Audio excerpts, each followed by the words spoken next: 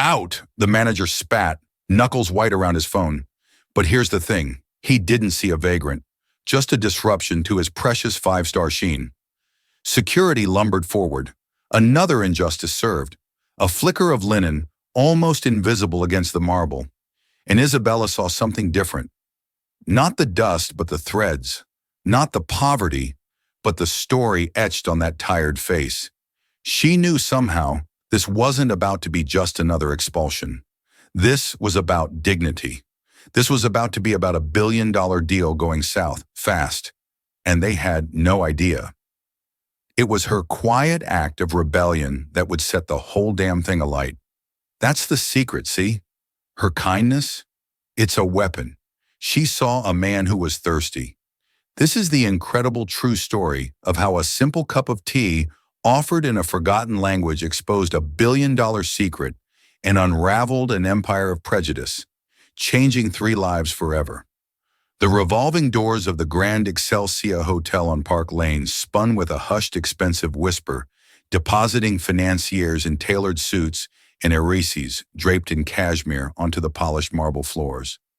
It was a world of quiet opulence, where the air itself seemed to smell of money and lemon-scented polish.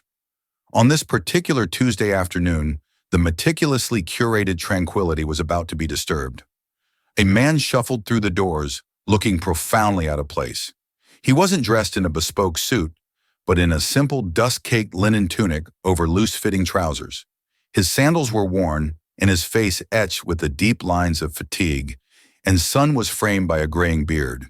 He carried no designer luggage, only a single oddly shaped case wrapped in worn leather, its contours suggesting a musical instrument from a land far from London. He approached the reception desk, a monolithic slab of mahogany helmed by a young woman named Chloe. Her smile, practiced and perfect, faltered for a fraction of a second as she took in his appearance. "Good afternoon, sir. How may I help you?" she asked, her voice a pitch higher than usual. The man leaned forward, his dark eyes clouded with exhaustion. "Booking," he said, his English thick with an accent she couldn't place. "I have booking." "Of course, sir." And the name, Chloe typed her fingers expectantly over the keyboard. Al-Jamil Khalid. Al-Jamil. She typed it in. A small, polite frown creased her brow.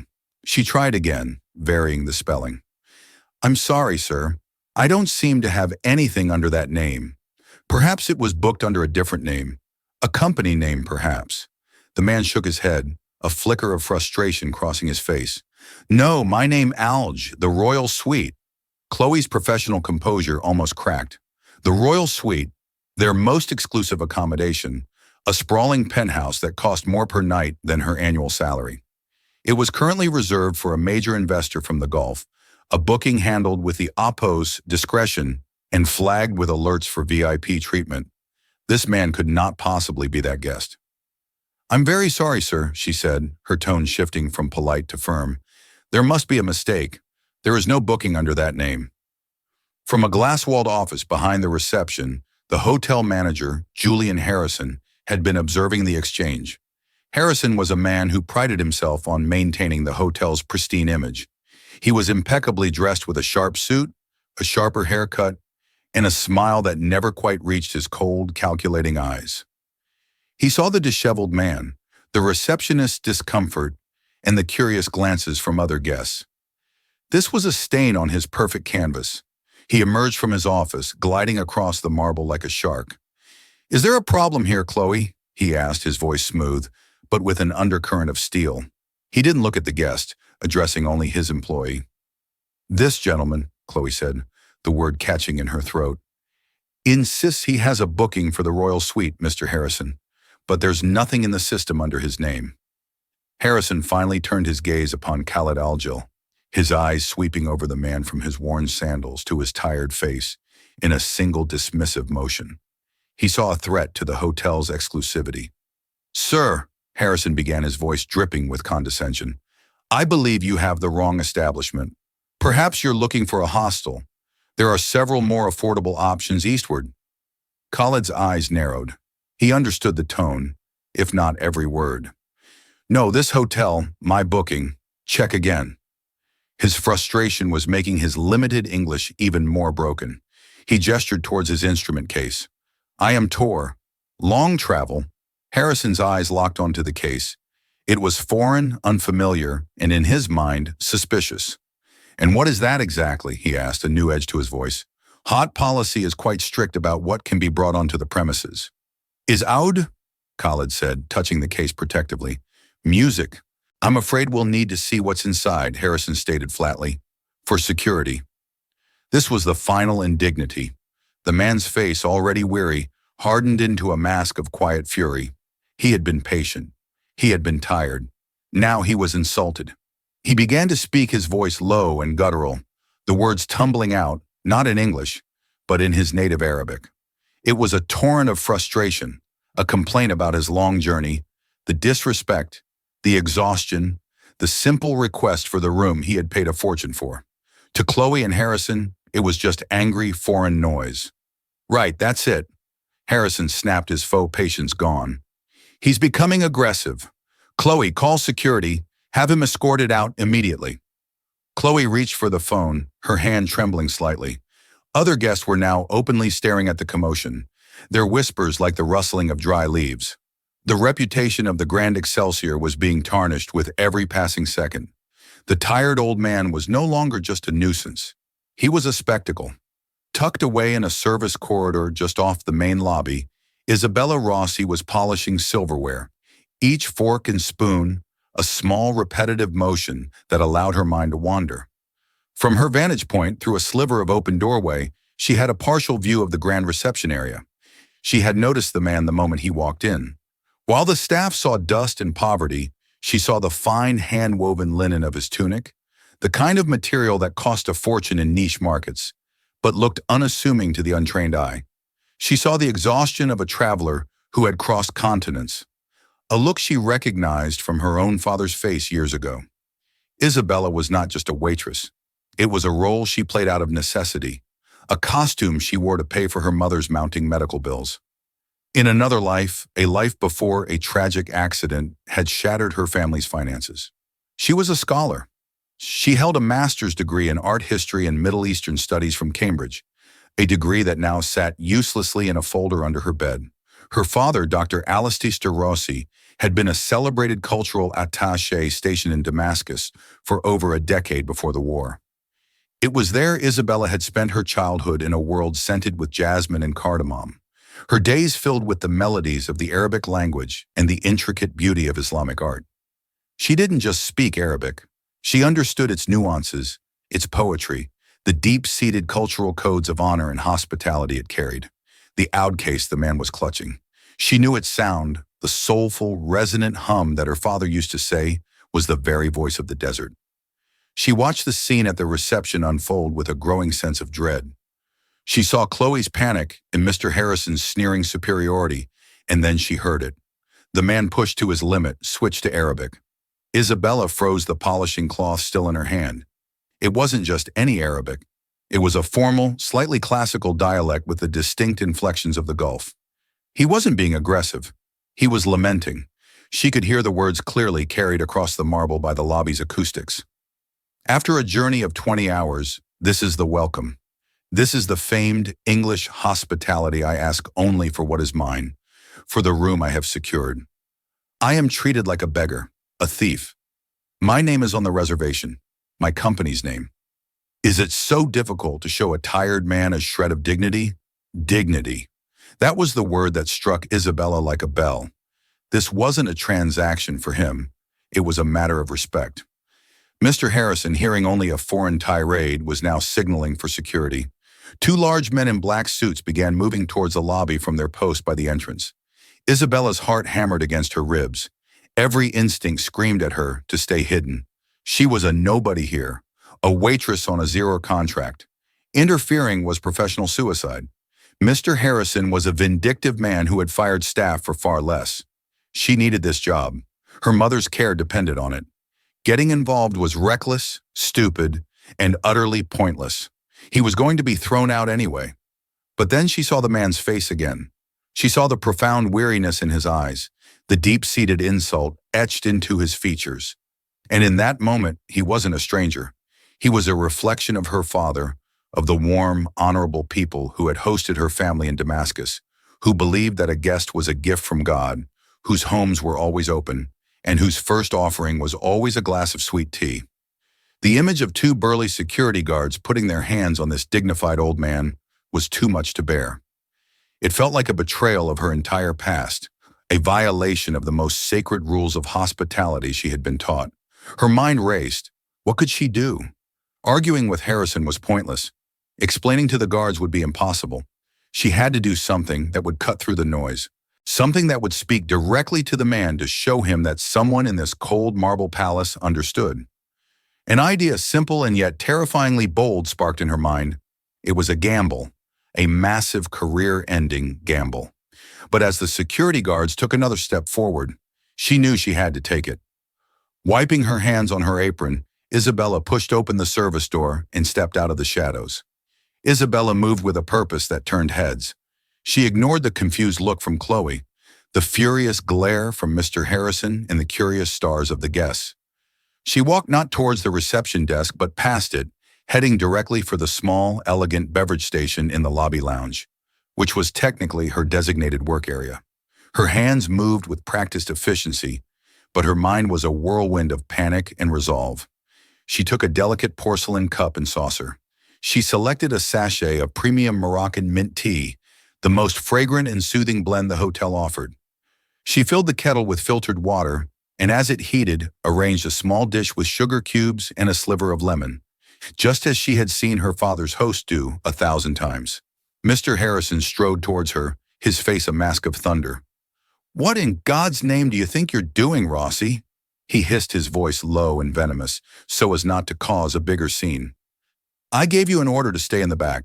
Security is handling this." Isabella didn't look at him. She kept her eyes on the kettle, waiting for it to boil. "I'm preparing a beverage for a guest, Mr. Harrison," she said, her voice surprisingly steady. "He is not a guest. He is a trespasser. He is being removed. Now get back to your station before I fire you on the spot."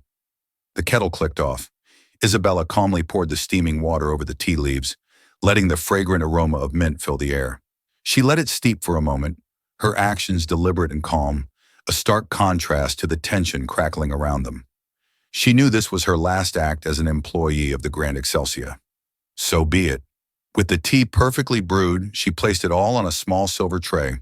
Holding it with both hands, she turned and walked toward the reception desk towards the man who now stood cornered between the mahogany desk and the two approaching security guards. She stopped a respectful distance from him. The man, Khalid al-Jamil, looked at her, his eyes filled with a mixture of suspicion and confusion. He expected her to be another part of the hotel machine coming to eject him. Isabella took a small, steadying breath. She looked him directly in the eye, offering a slight respectful bow of her head. And then in the same formal, clear Arabic, he had used the language of her childhood, she spoke. "Tafadal Yasai," she said, her voice soft but clear, cutting through the tense silence of the lobby. "Please, sir." The effect was instantaneous. It was as if the world had tilted on its axis. The man's weary, angry expression dissolved, replaced by one of utter, profound shock. His eyes widened, and for the first time a light seemed to flicker within their exhausted depths. The security guards paused, confused. Mr. Harrison stared, his mouth agape. Isabella continued, her voice gaining confidence. "A cup of mint tea to soothe your nerves after your long journey. Please accept our hospitality." She used the formal hour as if speaking for the entire hotel, a silent rebuke to her manager. She held the tray out to him. For a long moment, Khalid al-Jam simply stared at her, then at the cup of tea. It was more than a beverage. It was a symbol in his culture. To be offered tea was to be welcomed, to be seen, to be respected. It was an olive branch in a sea of hostility. After all the suspicion and disrespect, this one small act of culturally fluent kindness was a lifeline. Slowly, as if in a dream, he reached out a slightly trembling hand and took the cup. He looked from her face to the steaming liquid, and a single heavy sigh escaped his lips.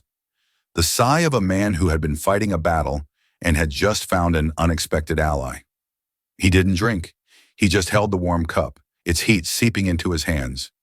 He looked back at Isabella, and in a quiet, formal voice, he asked her in Arabic, What is your name? My daughter Isabella, sir, she replied in the same language. Isabella, he repeated softly.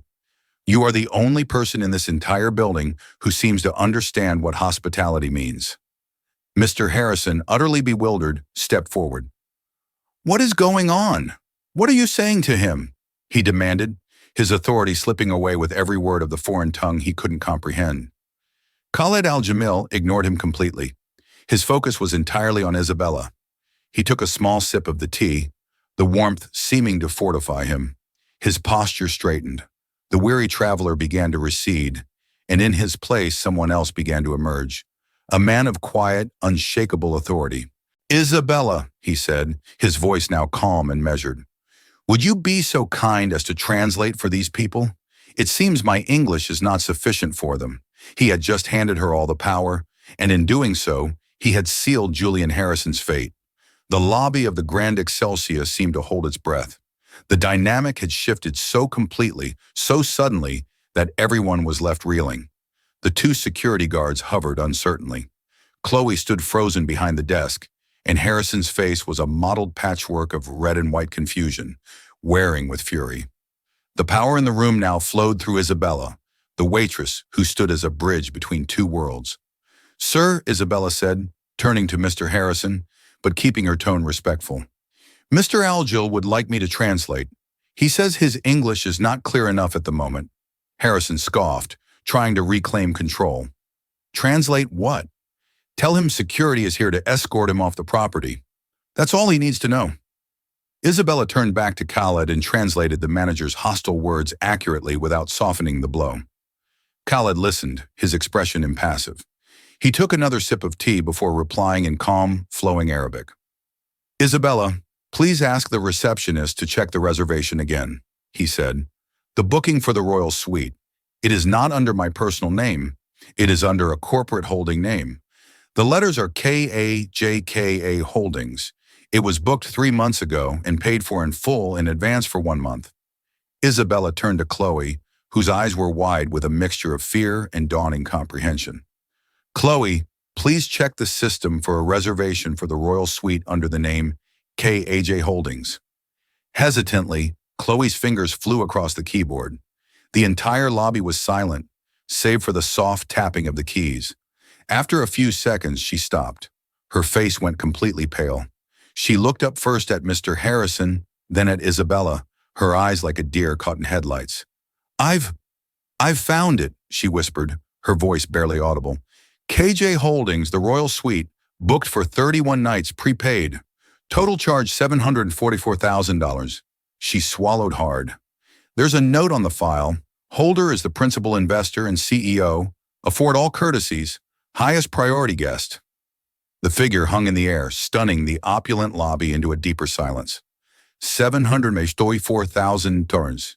It was a sum so vast, so astronomical, that it seemed to suck all the oxygen out of the room. Mr. Harrison looked as if he'd been punched in the gut. His carefully constructed world of appearances and judgment had just crumbled into dust. The vagrant, the trespasser he was about to have thrown into the street, was the most important guest the hotel had seen in a decade. Khaled spoke again in Arabic, his voice still quiet, yet it carried the weight of thunder. Please tell the manager, he said to Isabella, that his courtesies have been noted. Also, please ask him why he demanded to inspect my personal property as if I were a common criminal. This oud was a gift to my father, from his father. It is a priceless family heirloom, not a security threat. Isabella translated, her voice clear and steady. Each word was a nail in Harrison's professional coffin. The manager's face, which had been pale, now began to turn a sickly shade of green. He opened his mouth, but only a strangled croak came out. It was a misunderstanding. He stammered, his eyes pleading now. A security precaution. Standard procedure. Khaled cut him off with a simple, sharp Arabic phrase to Isabella. He says, Isabella translated, looking directly at Harrison, that true quality is not in the polish on the floor, but in the character of the men who walk on it. He has found your character to be lacking. The quiet dignity of the insult was more devastating than any shout. Harrison visibly deflated the arrogance and authority, draining out of him, leaving a hollowed-out man in an expensive suit. Khalid Alj then set his teacup down gently on the tray Isabella was still holding. He looked around the lobby at the gawking guests and the terrified staff. His gaze was no longer that of a tired traveler, but of a king surveying a territory he was displeased with. "Isabella," he said, his voice soft again, "please have someone take my things to my suite. And you, I would like you to accompany me. I find your company refreshing." He then looked at Chloe, who was still trembling. "And you, young lady, a word of advice. Learn to look at a person's eyes, not their shoes. The eyes tell the truer story." With that, he walked past the reception desk, past the now useless security guards, and towards the private elevator reserved for the penthouse suites. He didn't look back. Isabella stood for a moment in the wreckage of the confrontation. She felt 100 pairs of eyes on her. Then she made a choice. She handed the tray with the teacup to a stunned bellboy, gave Mr. Harrison one last unreadable look, and followed her new employer into the elevator, the doors closing with a soft final chime. The royal suite was less of a hotel room and more of a palace in the sky.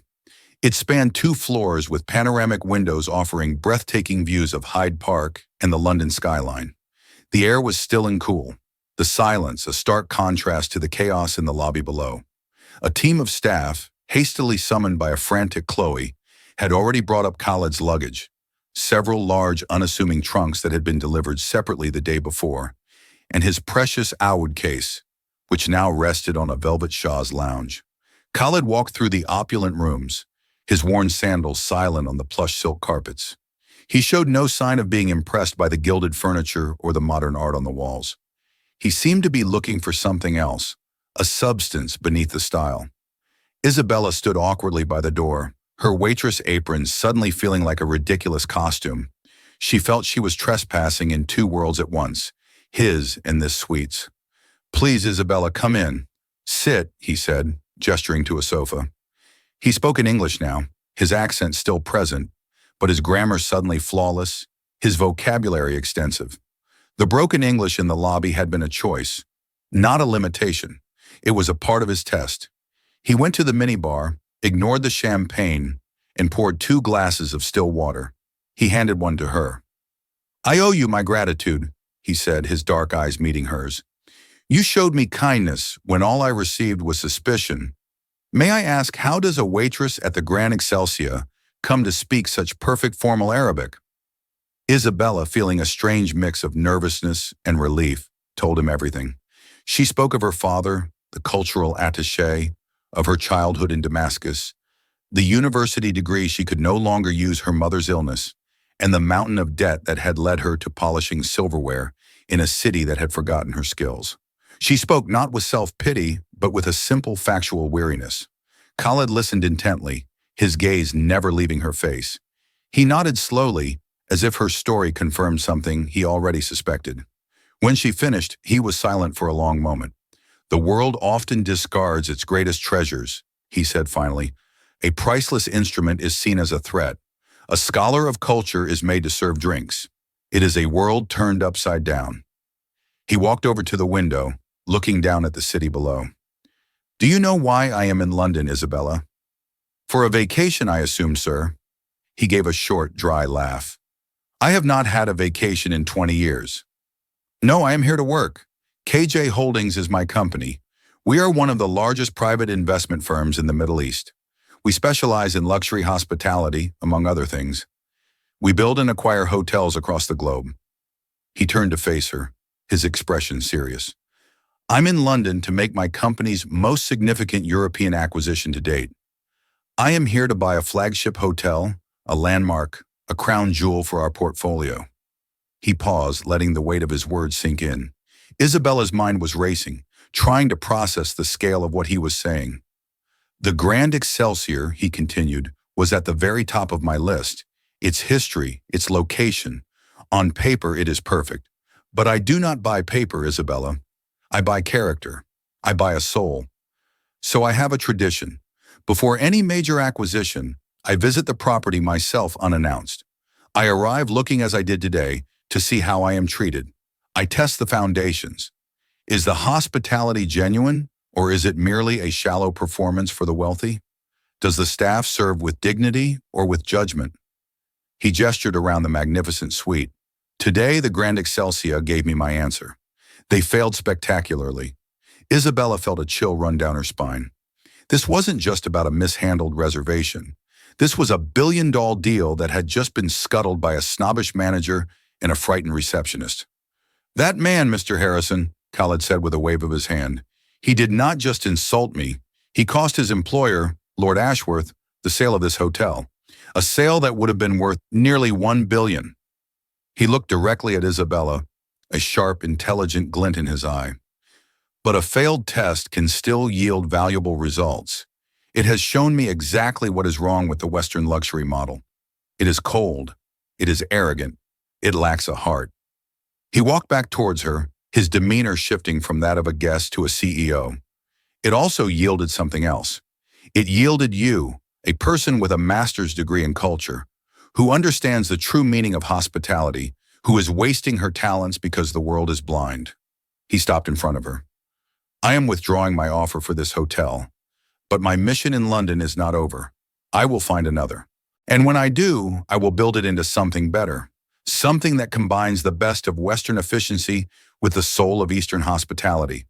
His next words would change her life. Isabella Rossi, I do not need a translator. I need a mind like yours. I need someone who understands art culture and, most importantly, dignity.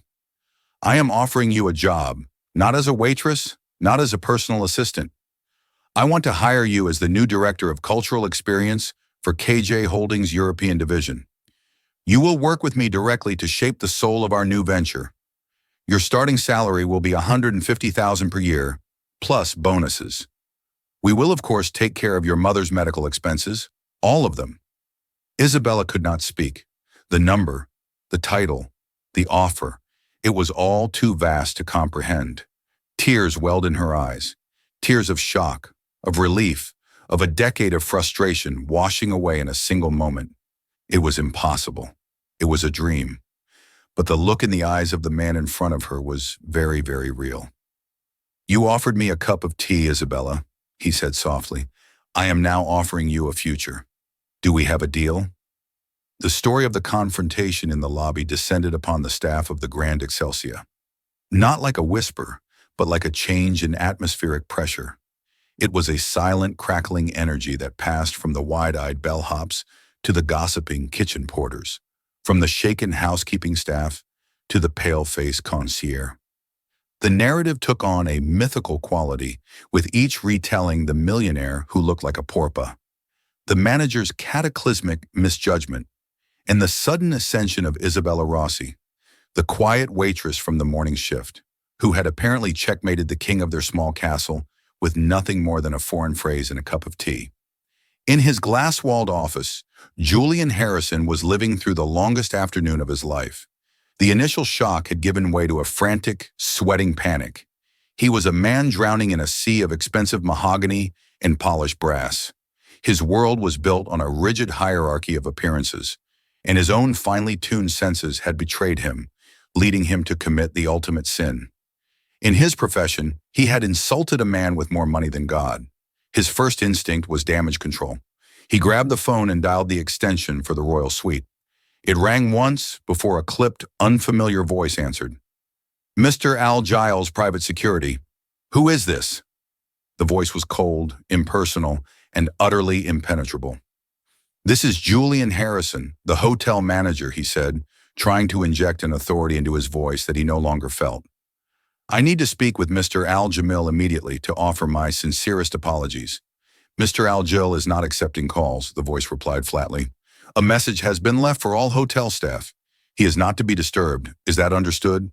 The line went dead. Stunned, Harrison tried a different approach. He summoned the head of room service with a frantic energy that bordered on hysteria. Get me a bottle of the 1998 Krug Close Damon, he ordered, naming the most obscenely expensive champagne in their cellar, a bottle that cost $4,000, and have the floral department create their largest, most extravagant arrangement, orchids, roses, everything. Send it to the royal suite immediately with a card with the deepest and most profound apologies of the management. 20 minutes later, the sommelier returned pushing a trolley. On it was the unopened bottle of champagne and the ostentatious floral display looking garish and absurd under the fluorescent lights of the service corridor. "It was sent back, sir," the young man reported, avoiding Harrison's gaze. "The security details said, and I quote, 'Mr. Algie has no need of your trinkets.'" Each rejection was another shovel of dirt on his professional grave. Harrison slumped in his chair. The carefully constructed facade of the unflappable manager, crumbling to reveal the terrified, inadequate man beneath. He stared out at the lobby, his kingdom, which now felt like the scene of his own execution. The final summons came not as a shout, but as a quiet, chilling phone call from Lord Ashworth's personal secretary. "Mr. Harrison, Lord Ashworth would like to see you in the main boardroom now." The tone was furial. The walk to the boardroom felt like a mile. As he passed his staff, their averted eyes and sudden silence were his verdict. He was already a ghost. He pushed open the heavy oak doors. Lord Ashworth was standing by the large window, looking down at Park Lane.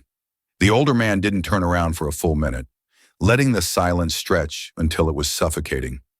"Julian." Lord Ashworth finally said, his voice as cold and gray as the London sky. "I've been in this business for 50 years.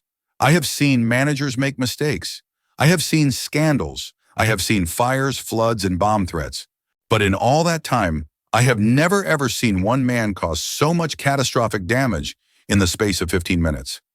He turned his eyes like chips of ice. "I just got off the telephone with Khaled Al-Jamil. We've known each other for years. Did you know that we've sat on charitable boards together? A man of immense dignity and principle. He called me personally as a courtesy," he said before his office released a statement. He felt I should hear it from him first. Harrison began to stammer. "My lord, it was a terrible mistake. A security concern. I misread the situation.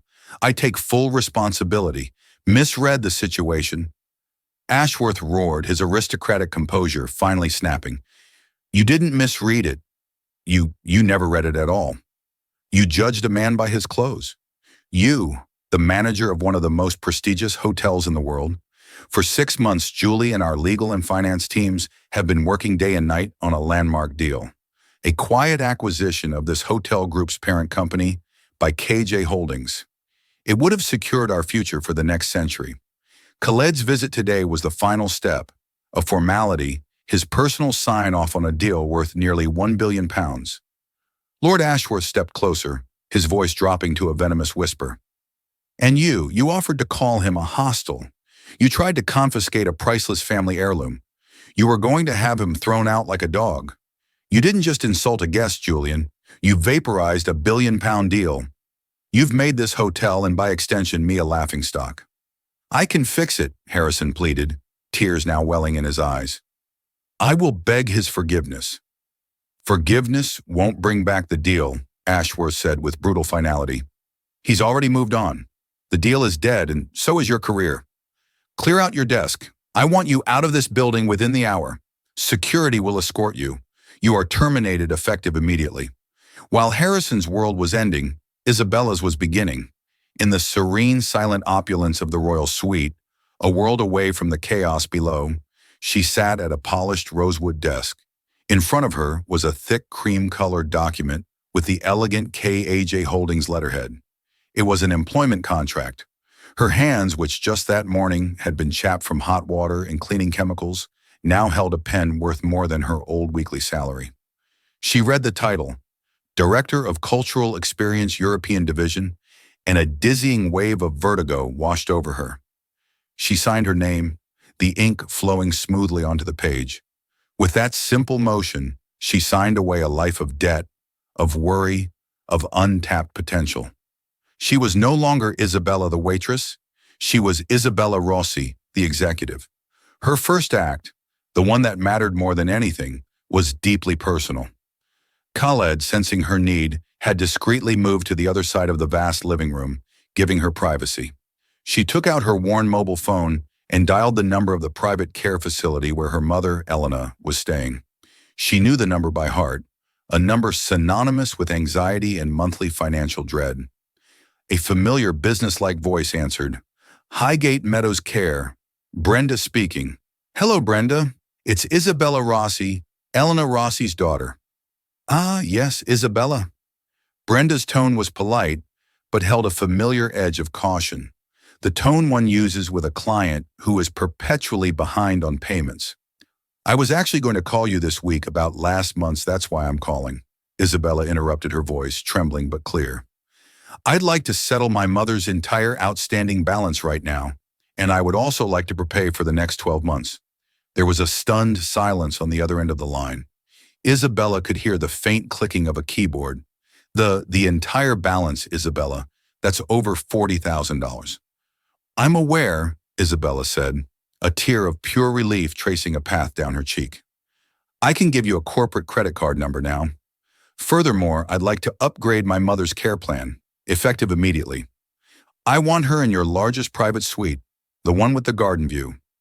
I want a dedicated 24-hour specialist nurse, and I want you to arrange consultations with the top neurologists in the city, regardless of cost. Whatever she needs, she is to have it. The administrator was speechless. The professional frost in her voice melted away, replaced by genuine astonishment. Of course, Miss Rosie. Of course, I'll arrange everything immediately. Ending the call, Isabella finally let the tears flow freely, a silent, shoulders-shaking catharsis that washed away years of fear. She had not just secured her own future, she had secured her mother's dignity and comfort. Across the room, Khaled finished his own phone call. His conversation had been in quiet, decisive English, devoid of emotion, but radiating power. He had not been speaking to lawyers or brokers, but directly to the owner of the Beaumont, the Grand Excelsior's most elegant and formidable rival. He hung up and looked at Isabella, his expression calm. The consequences of this afternoon continue to unfold, he said. Lord Ashworth will soon learn that his loss is another's gain.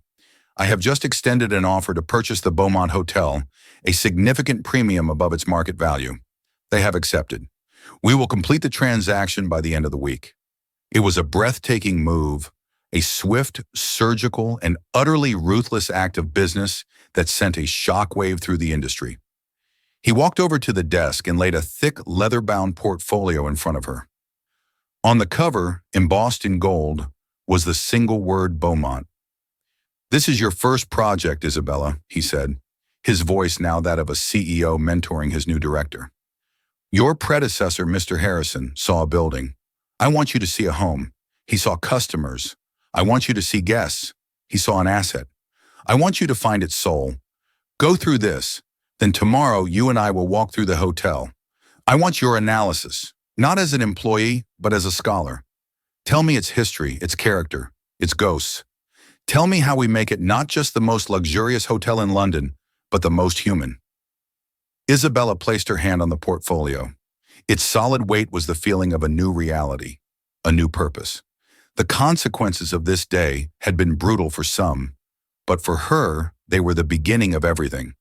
The following morning, there was no uniform, no apron, no scent of industrial polish. Isabella stood before the mirror in her small flat and saw a stranger looking back, a woman dressed not in the black and white of servitude, but in a simple, elegant wool coat she had purchased that morning. It was a deliberate choice. Today was not about being an executive. It was about being an observer, a scholar. Today she began her archaeological dig into the soul of the Beaumont Hotel. As she approached the grand colonnaded entrance, a doorman with a kind, weathered face and a straight back greeted her with a polite, "Good morning." She was not a VIP, not a recognized regular, just an anonymous woman walking in off the street. Yet the welcome was genuine. This, she noted immediately, was a place with better bones than the Excelsior. The foundation was solid, but as she stepped into the vast cathedral-like lobby, she sensed what Khaled meant. It was beautiful, immaculate, and utterly cold. The lobby was a masterpiece of Edwardian design with soaring ceilings and intricate plasterwork, but the art was generic, expensive landscapes that said nothing. The music was a forgettable classical loop, sterile and impersonal. The staff at the desks were flawlessly efficient, their smiles perfect, their movements precise, but they operated like finely tuned automatons. They were performing luxury, not embodying hospitality. Isabella spent the entire day walking the hotel portfolio in hand. She wasn't looking at it as a manager assessing profit centers. She was reading it like a text. She sat in the lounge ordering only a coffee and watched the silent dance of transactions. She saw wealthy guests being catered to with practiced deference. But she also saw a young family with a tired child being treated with a subtle, almost imperceptible impatience. She saw a maintenance worker being spoken down to by a junior manager in a service corridor. The sickness of hierarchy. The judgment that had poisoned the excelsia existed here too, albeit in a more subtle, insidious form. Her breakthrough came in the late afternoon when she struck up a conversation with the elderly doorman who had first greeted her. His name was Arthur, and he had worked at the Beaumont for 42 years. She didn't introduce herself as his new boss. She simply asked him about the hotel's history. His eyes lit up. He told her stories of visiting film stars from the 60s, of diplomats hashing out secret deals in the bar, of the one time a circus elephant was brought into the ballroom for a Maharaja's birthday party. "This place has stories," he said, his voice raspy with affection. "Real soul, but over the years it's become more corporate, more about process and less about people. The new managers, they come in with their spreadsheets and their metrics. They forget that the heart of a hotel isn't the thread count of the sheets. It's the feeling a person gets when they walk through that door. The feeling of being truly welcome." That phrase, the feeling of being truly welcome, became the cornerstone of her vision. The next week, she stood before Khalid Al-Jamil and a small hand-picked transition team in a temporary boardroom. She didn't present a financial plan or an operational strategy. She presented a philosophy. Mr. Al-Jamil bought the Beaumont because the Grand Excelsior lacked character. She began, her voice clear and confident. But the truth is, most hotels of this caliber suffer from the same problem. We train our staff in the mechanics of service, but not in the art of humanity. We teach them to be differential to wealth, which breeds resentment, and dismissive of anything else, which breeds arrogance. The result is a cold, transactional environment, not a welcoming sanctuary. She paused, looking at the faces in the room. "I propose a new foundation for every aspect of the Beaumont. I call it the dignity principle. It is built on a single simple idea. Dignity is not a privilege for our guests. It is a right for everyone who walks through our doors, guest and employee alike." For the next hour, she laid out her plan. It was revolutionary. The training program would be completely redesigned using immersive role-playing to teach emotional intelligence and cultural awareness. Staff would be empowered to solve problems on the spot without needing managerial approval. The rigid class-based hierarchy would be dismantled, replaced by a culture of mutual respect. Even the staff facilities would be a priority in the renovation. How can we ask our staff to provide a sanctuary for guests? She argued, if their own break room is a miserable windowless closet in the basement. She detailed her vision for the hotel's aesthetic. The generic art would be replaced by a curated collection, blending celebrated British masters with rising artists from the Middle East and North Africa.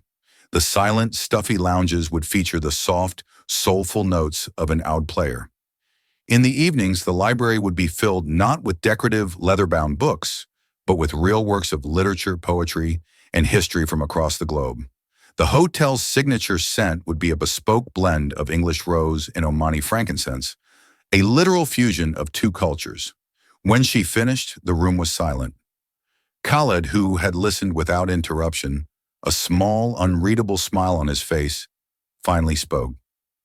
"What you are describing, Isabella," he said slowly, "is not just a renovation, it is a resurrection. You have not just found the soul of this hotel, you have given it a new one. Proceed. Your budget is unlimited." The next 3 months were a blur of focused, exhilarating work. Isabella's life became a whirlwind of architectural plans, transatlantic flights, and endless meetings. She was no longer the quiet observer, but a decisive leader.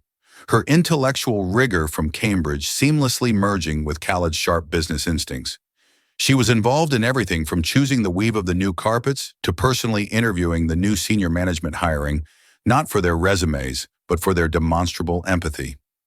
One crisp autumn afternoon, just a month before the grand reopening, she stood with Khalid on the newly completed rooftop terrace. The city of London spread out before them, a tapestry of history and ambition. The setting sun cast a golden glow on the Portland stone of the buildings. Below them, the Allgame Beaumont was a hive of final preparations, a place humming with a new kind of energy. "You look worried," Khaled observed, his voice gentle beside her. "I feel the weight of it all," Isabella confessed, her voice barely above a whisper. "We've dismantled a century of tradition. We've invested a fortune in a philosophy. What if people don't understand what we're trying to do? What if they just want the same cold, predictable luxury we've replaced?" Khaled was silent for a moment, looking out at the skyline. "The day I walked into the Excelsior," he began, his voice reflective, "I had almost convinced myself that predictable luxury was all that was left.